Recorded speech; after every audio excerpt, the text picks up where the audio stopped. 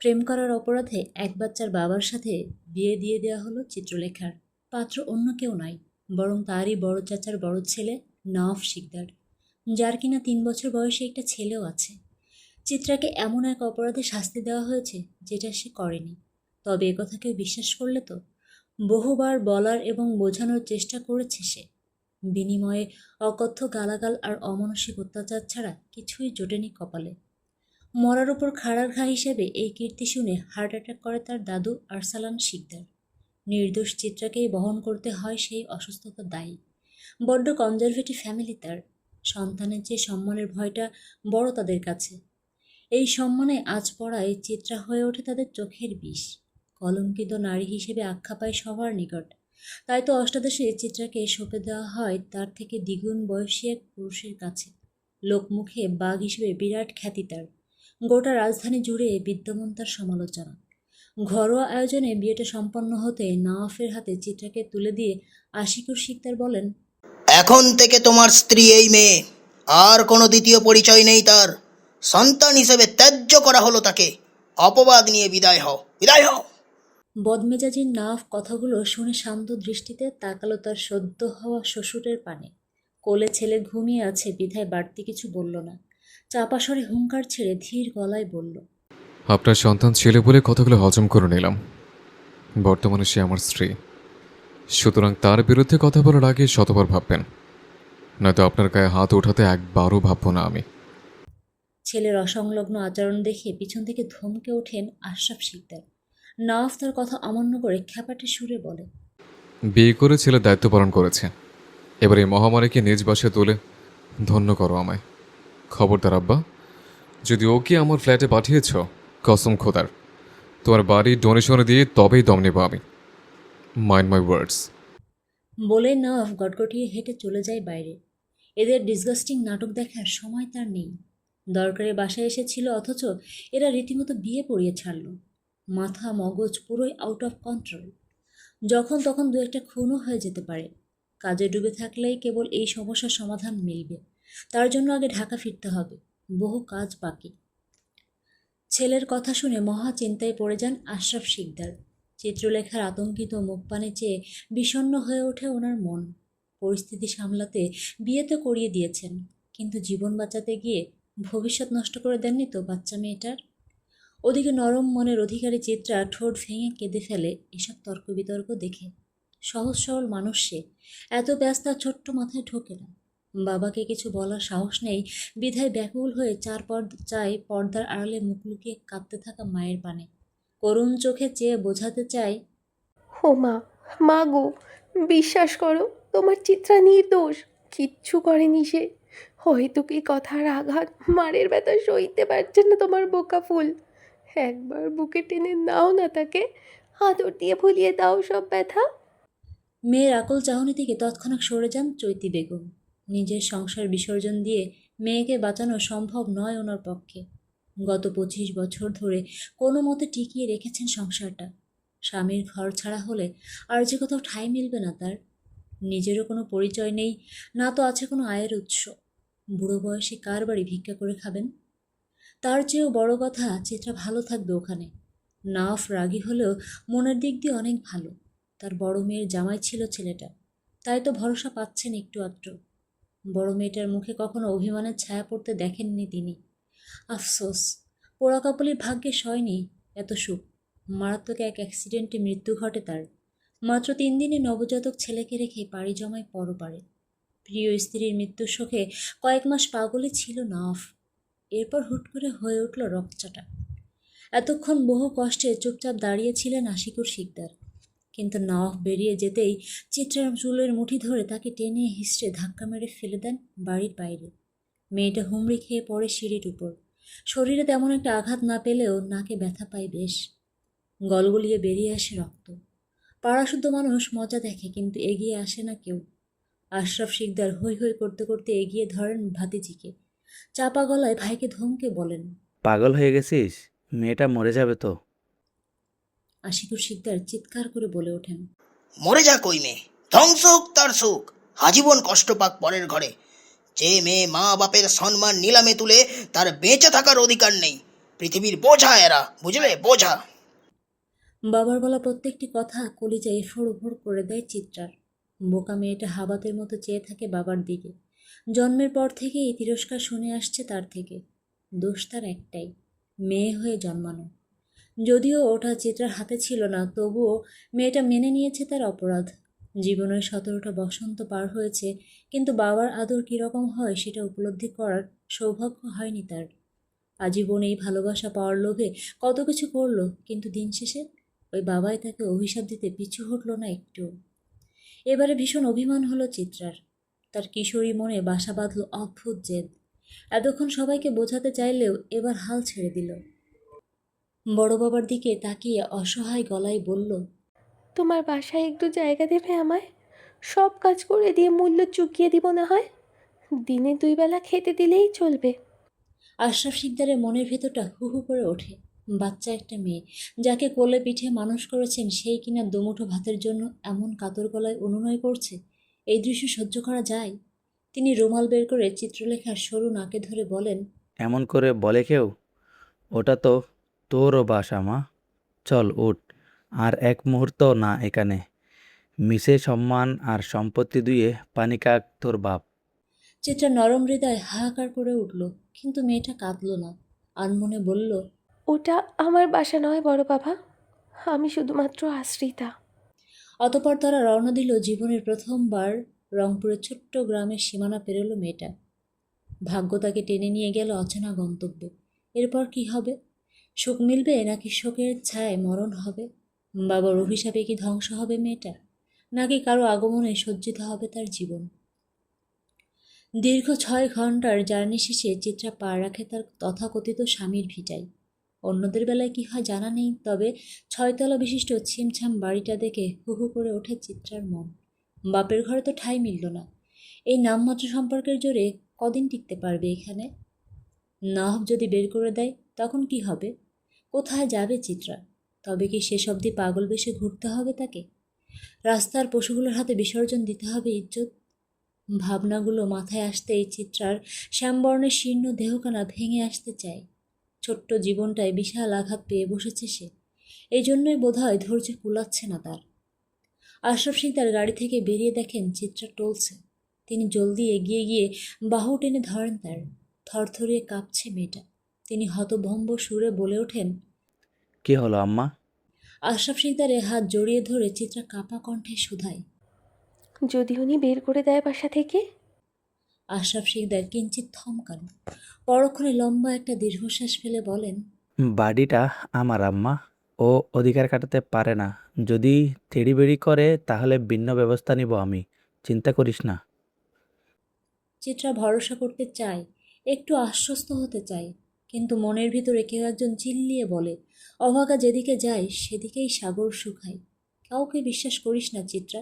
এই টিকে থাকার লড়াইটা তোর একার। মানুষ করুণা করবে, কিন্তু কর্ম তোর একারই করতে হবে। নিশ্চিন্ত হতে না পারলেও কিঞ্চিত শান্ত হয় চিত্রা। মনে ভয়, মস্তিষ্কে দ্বন্দ্ব আর বুকে এক রাশ অনিশ্চয়তা নিয়ে পা রাখে বাড়ির চৌকাঠে। ভেতরের ইন্টেরিয়রটা সুন্দর, কিন্তু কোনো কিছুই আকর্ষিত করতে পারছে না তাকে।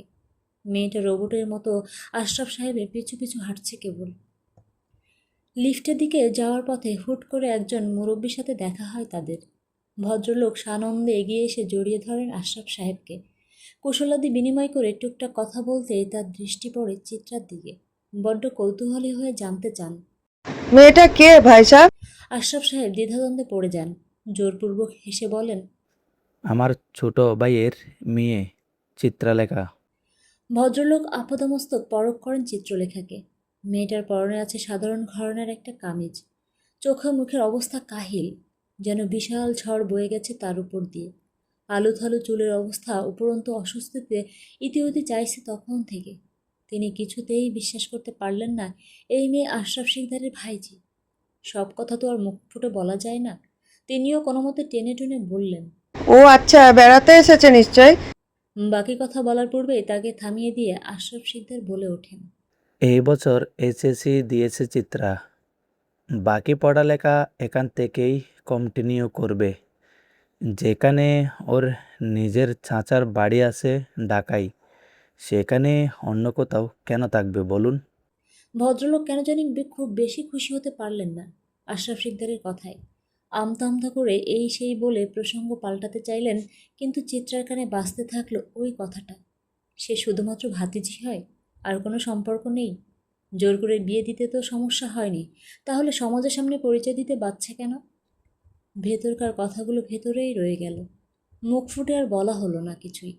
এক মুঠ ভাত আর একটা নিরাপদ আশ্রয়ের আশায় জলাঞ্জলি দিল সমস্তটা। বড়সড় ঢোক গিলে চেষ্টা করলো কান্না আটকানোর। নিজেই নিজেকে ধমকে বলল, লোভী হোস না চিত্রা, যেখানে প্রাপ্যটুকু মেলে না সেখানে পর্যাপ্ত কিছু কিভাবে আশা করিস তুই? বেহায়া অশ্রুরা বাদ মানল না। অপমানের তীরটা বড্ড তীক্ষ্ণ ছিল বোধহয়। আশরাফ শিকদার আর কিছুক্ষণ কথা বলে চিত্রাকে নিয়ে উঠে আসেন তৃতীয় তলায়। এই বাসার প্রত্যেকটা ফ্লোরে দুটো করে ইউনিট আছে। অন্যগুলোতে ভাড়াটিয়া থাকলেও এই ফ্লোর সম্পূর্ণ ওনাদের। বাঁ পাশে ফ্ল্যাটে থাকেন নিজের স্ত্রী এবং ছোট কন্যা আশরাফ সাহেব, আর অন্যটাতে থাকে নাফ আর তার ছেলে নাফিম। এই দূরত্ব সরি এই দূরত্বটা অবশ্য নাফের বিয়ের পরই তৈরি হয়েছিল। নিত্যদিনের ঝামেলা লেগে থাকতো বাসায়। ওনার সহধর্মিণী নাজিফা নাজনীন কিছুটা রাগী ধাঁচের মানুষ। তার কথা মতো কিছু না চললে লঙ্কাকাণ্ড বাঁধিয়ে ফেলেন রীতিমতো। একমাত্র ছেলের জন্য কোনো সম্ভ্রান্ত পরিবারের মেয়ে আনতে চেয়েছিলেন তিনি, কিন্তু সবার কথা অমান্য করে আশরাফ সাহেব ভাতিজিকেই পুত্রবধূ করে নিয়ে আসেন। ব্যাস, বেঁধে যায় ঝামেলা। মুখে কিছু না বললেও কাজে কর্মে অসন্তুষ্টি প্রকাশ করতে থাকেন নাজিফা বেগম। নওয়াফের বড় বউ চৈতিকা ভীষণ চালাক চতুর ছিল। কোনো কিছু নিয়ে শাশুড়ির সাথে ঝামেলা জড়াতো না সে। জায়গা মতো নালিশ জানাতো কেবল। নওয়াফ বুদ্ধিমান পুরুষ, বিধায় পরিস্থিতি বিবেচনা করে নিজেই আলাদা থাকার সিদ্ধান্ত নেয়। নাজিফা বেগম ছেলের উপরে কথা বলতে পারেননি। আক্রোশ চেপে রেখে মেনে নিয়েছিলেন সেই সিদ্ধান্ত। সেই যে ছেলেটা আলাদা হলো আর ফিরল না ঘরে। অতীত ভেবে দীর্ঘশ্বাস ফেললেন আশরাফ শিকদার। আবারও যেখানে ঝড় বয়ে আসবে কে জানে। বুক ভরে শ্বাস টেনে কলিং বেল চাপলেন তিনি। সময় গড়ালো মিনিট কয়েক। এরপর খট করে খুলে গেল বাড়ির দরজা। নাজিফা বেগম অসময়ে স্বামীকে ফিরতে দেখে প্রশ্নোত্তর কণ্ঠে বললেন, খানিকক্ষণ আগে ছেলে আসলো, এখন আবার তুমি? কথা বলার ফাঁকে ওনার চোখ আটকায় চিত্রার দিকে। বহু বছর পর দেখায় বহু বছর পর দেখায় চিনতে পারেন না তাকে, কিন্তু স্বামীর পাশে অসমবয়সী এক মেয়েকে দেখে ভুরু কুঁচকে যায় ওনার। কিন্তু তীক্ষ্ণ কণ্ঠে সুধান, আবার কাকে নিয়ে এসেছো তুমি? কে এই মেয়ে? আশরাফ শিকদার ঠান্ডা মাথায় সামলাতে চাইলেন পরিস্থিতি। বউকে ঠেলে সরিয়ে ঠান্ডা মাথায় বললেন, সব প্রশ্নের উত্তর দিচ্ছি, ভেতরে আসতে দাও আগে, কত দূর থেকে এসেছি। নাজিফা বেগম সরলেন না, উল্টো গলার স্বর বাড়িয়ে বললেন, উত্তর দাও সমুদ্রের বাবা, মেয়েটা কে? আশরাফ শিকদার হাল ছেড়ে ধীর গলায় বললেন, আমাদের নওয়াফের বউ। 3 শব্দের উত্তর, অথচ নাজিফা বেগমের মনে হলো কেউ ওনাকে 300 ফুট উঁচু থেকে ধরণীতে আশ্রয় ফেলেছে। মিনিট কয়েক অপলক চোখে চেয়েই হুঙ্কার দিয়ে ওঠেন তিনি। এক থাবায় স্বামীর বুকের পাঞ্জাবি খামচা ধরে রাগান্বিত গলায় বলেন, কি ছেলে খেলা শুরু করেছো তুমি? আবার কোন ধ্বংসবতীকে আনলা আমার ছেলের জীবনে? ওর সুখ সহ্য হয় না তোমার? আশরাফ শিকদার বউকে সামলানোর চেষ্টা করেন, কিন্তু পারেন আর কই। নাজিফা বেগম সমান তালে চিৎকার করতে থাকেন। চিত্রা আতঙ্কিত দৃষ্টিতে দেখে পুরো দৃশ্যটুকু। মিনিট খানেক পেরোতেই খট করে দরজা খুলে যায় ডান দিকের ফ্ল্যাটের দরজা। ঘর ছেড়ে বেরিয়ে আসে অর্ধনগ্ন নাফ, যার পরনে রয়েছে কেবল একটা লুঙ্গি। ওকে বেরোতে দেখে থেমে যান নাজিফা বেগম। নাফ কারো তোয়াক্কা না করে সোজা এসে শক্ত করে চেপে ধরে চিত্রার হাত। তাকে টানতে টানতে আশরাফ সাহেবের ফ্ল্যাটে নিয়ে যেতে যেতে চাপা স্বরে গর্জে উঠে বলেন, ভেতরে এসো মামুনি।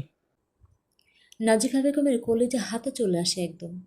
আশরাফ সাহেবও থমকে যান ছেলের কাজে। আর চিত্রা, সে তো ভ্রমের মধ্যে চলে যায়। যে ব্যক্তি ঠিকঠাক মতো কথা বলেনি কোনো দিন, সে কিনা আজ সোজা হাত চেপে ধরেছে তার, এও কি হজম হওয়ার মতো বিষয়? চিত্রার ভ্রম কাটে শীঘ্রই। সকলে ড্রয়িং রুমে উপস্থিত হতেই নওয়াব জলদ গম্ভীর স্বরে বলে, আমার বিয়ে করে স্ত্রী চিত্রা, যেভাবেই হোক সে জড়িয়ে গেছে আমার জীবনের সাথে। অস্বীকার করার উপায় নেই। আমি তোর অভিভাবক আর সে আমার পরিচয় বহনকারী শিষ্য। কথাটুকু বলে দম ফেলে নওয়াব। বাকিরা থম মেরে চেয়ে আছে তার দিকে। চিত্রা নীরবে সয়ে যায় সমস্ত তাচ্ছিল্য। কি অদ্ভুত! এই সমাজের মানুষের চাইতেও নামধামের কদর বেশি। পরিচয়বিহীন মানুষ বুঝি মূল্যহীন হয়? যার আপন কেউ নেই, তার দাম নেই এই সমাজে?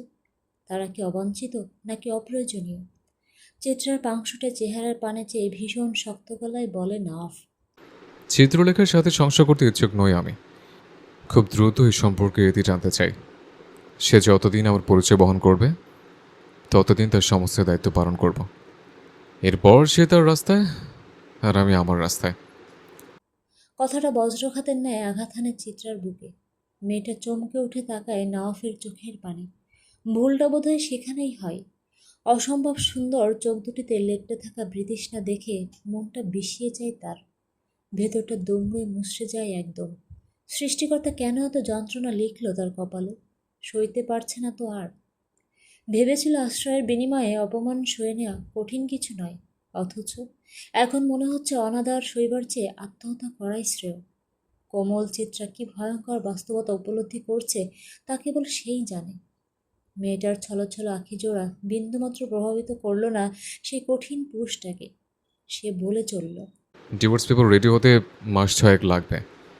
ততদিন তোমাদের দায়িত্ব থাকবেও। যা প্রয়োজন তা আমি দেব। আশা করি কোনো সমস্যা হবে না এতে। এতক্ষণ নিশ্চুপ ছেলের কথা শুনছিলেন আশরাফ শিকদার, কিন্তু এবার আর চুপ থাকতে পারলেন না। সব সময় তো আর অন্যায় আবদার মেনে নেওয়া যায় না। কিছু সময় সন্তানের ভালোর জন্য তাদের মতের বিপরীতে যেতে হয়। ছেলের কথায় দ্বিমত পোষণ করে বলে ওঠেন, এই বাসায় রাখলে আমার বাতিজিকে রাখবো, অন্যের বউকে রাখার কোনো ইচ্ছে নেই আমার। যার বউ তার মাথা ব্যথা, আমরা কেন শেল্টার দিব তাকে? কি দায় পড়েছে আমার? নাও ভ্রু কুচকে তাকায় বাবার পানে। এমনিই মেজাজে তার গগনে, তার উপর বাবার আজাইরা কথা। জোরপূর্বক বিয়ে দেওয়ার বিষয়টা নিয়ে এখনও সিন ক্রিয়েট করেনি, কিন্তু এবার কিছু একটা হয়ে যাবে বোধহয়। খ্যাপাটে বাঘের ন্যায় ফুঁসতে ফুঁসতে নাও শুধায়। কি বলতে চাইছো তুমি? আশরাফ শিকদার সাবলীল গলায় বলেন, যদি চিত্রা এই বাসায় থাকে তবে তাকে ডিভোর্স দিতে পারবে না তুমি। যদি সংসার করার পর ওকে ছেড়ে দিতে চাও তাহলে আপত্তি নেই আমার, কিন্তু তোমার নামমাত্র বউকে আশ্রয় দিতে পারবো না আমি। রাগে জল শক্ত হয়ে আসে নওয়াফের। বৃদ্ধ বাবার সাথে বেয়াদবি করতে চায় না বিধায় হাত মুঠো করে রগটা দমানোর চেষ্টা করে, দাঁতে দাঁত চেপে শুধায়। কেন পারবো না আশ্রয় দিতে? আশরাফ শিকদার বড্ড সাবলীল গলায় বলেন, তোমার খাঁদের বোঝা আমি কেন টানবো?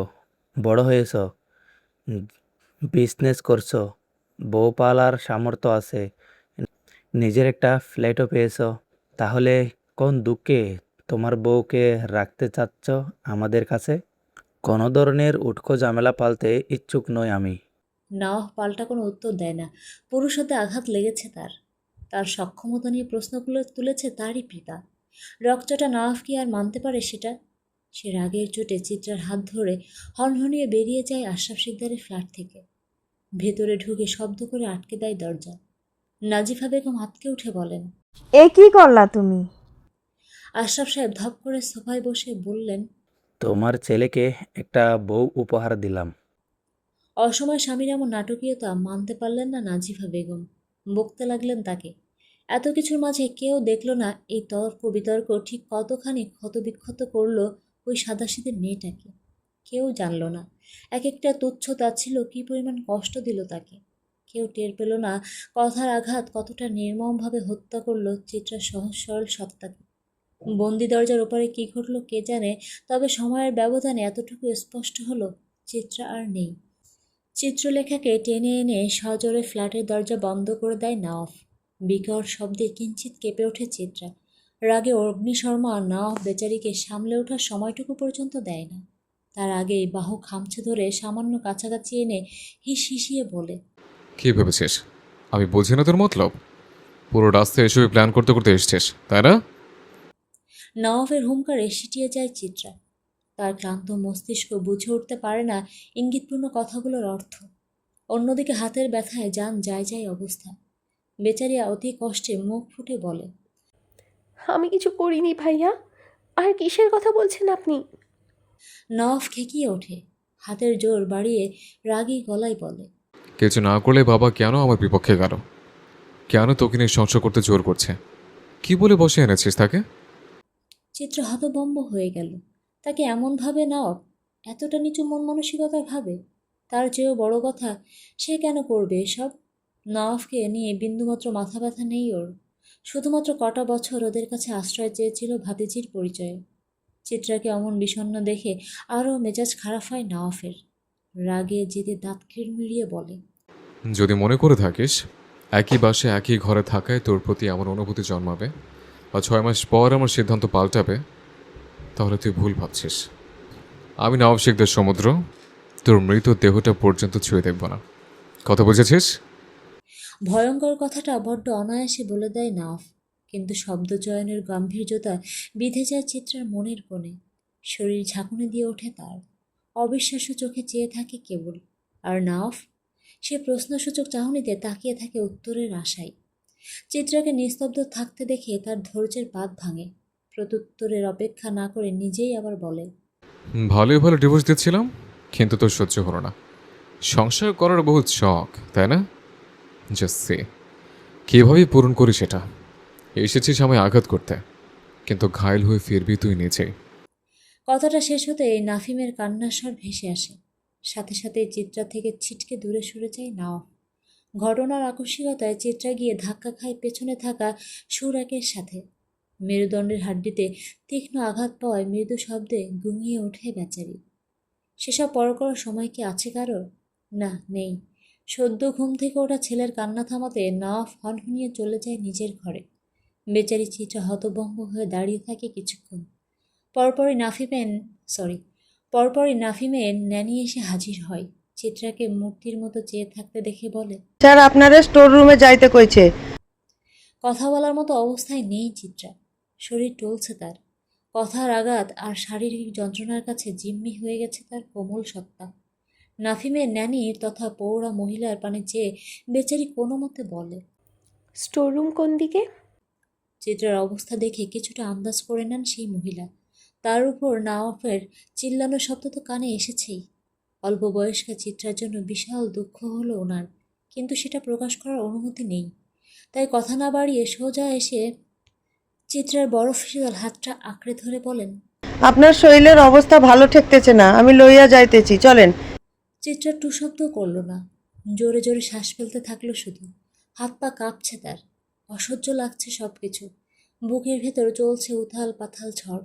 শ্বাসটাও আটকে এসেছে। কি আশ্চর্য! সবাই আজ তাকে কষ্ট দেওয়ার প্রতিযোগিতায় নেমেছে নাকি? ভাবনার মাঝে রুমের ভেতর চলে আসে তারা। বেডের কাছাকাছি আসতেই শরীর ছেড়ে দেয় চিত্রা। ধপ করে শুয়ে পড়ে নরম গদির উপর। আস্তে ধীরে গা এলিয়ে দেয় সেখানে। তারপরে যেন বাঁধ ভাঙে সমস্ত ধৈর্যের। বালিশের ভাঁজে মুখ গুজে গুনগুনিয়ে কেঁদে ওঠে চিত্রা। বুকের ভেতরে এতটা যন্ত্রণা হচ্ছে যে চিল্লিয়ে কাঁদতে অবধি পারছে না। স্রেফ চোখ বেয়ে গড়িয়ে পড়ছে অশ্রুকণা। তার করুণ কান্নার দৃশ্য পৌরার বুকে লাগে। না চাইতেও তিনি বলেন। এমনি কাঁদে না মা, মায়া মানুষের জীবন এমনই। স্যার রাগী হইলেও কিন্তু ভালো মনের মানুষ। রাগটা পড়ুক একবার, দেখবেন রানী কইরা রাখবো আপনারে। চিত্রা প্রত্যুত্তর করে না। এসব নিছকই কল্পকথা, তাই কান দেয় না সেদিকে। একটুখানি শান্ত হওয়ার চেষ্টা করে। সেটা তো হয় না, উল্টো সারাদিনের ঘটনা প্রবাহ একের পর এক ভাসতে থাকে তার চোখের সামনে। মেয়েটা গলাকাটা মুরগির ন্যায় ছটফটিয়ে ওঠে রীতিমতো। চিত্রার অবস্থা দেখে ভয় পেয়ে যান পৌরা। কি ভয়ানক দশা মেয়েটার! কান্না করতে না পারা তোপে শ্যামলা মুখটা রক্তিম দেখাচ্ছে। চোখের দুই কার্নিশ জলে ভেজা। পাতলা ঠোঁট জোড়া কাঁপছে অনবরত। মেয়ে সমান্তালে গলায় বুকে হাত রেখে নিজেকে শান্ত রাখার চেষ্টা করছে, কিন্তু লাভের লাভ কিছুই হচ্ছে না। ওকে এভাবে ছটফট করতে দেখে পৌরা আর পারলেন না কঠিন হয়ে থাকতে। এগিয়ে এসে শিওরে বসলেন। মেয়ের বয়সী বিধায় আর আপনি আগে সম্বোধনে গেলেন না। চিত্রার পিঠে হাত বুলিয়ে দিতে দিতে বললেন। শান্ত হও মা, কি লাগবে বলো। পানি দিব নাকি স্যারকে ডাকবো? চিত্রা আর্তনাদ করে বলে উঠল। আজরাইলকে ডেকে দাও খালা। একমাত্র মৃত্যুই আমার যন্ত্রণা ঘোচাতে পারবে। চিত্রার কথায় নির্বাক বনে গেলেন পৌরা। কি উত্তর দেবেন ভেবে পেলেন না। মেয়েটা সমানে ফুপাচ্ছে। যা অবস্থা দেখছেন তাতে ওই কথা ফলতে সময় লাগবে না। মনে মনে ভীষণ ভয় পাচ্ছেন তিনি। তাই কি আর হয়? চিত্রারা কই মাছের জান, সহজে এদের মৃত্যু হয় না, সয়ে যেতে হয় বহু কিছু। সেখানে চিত্রার দুঃসময় তো সবে শুরু।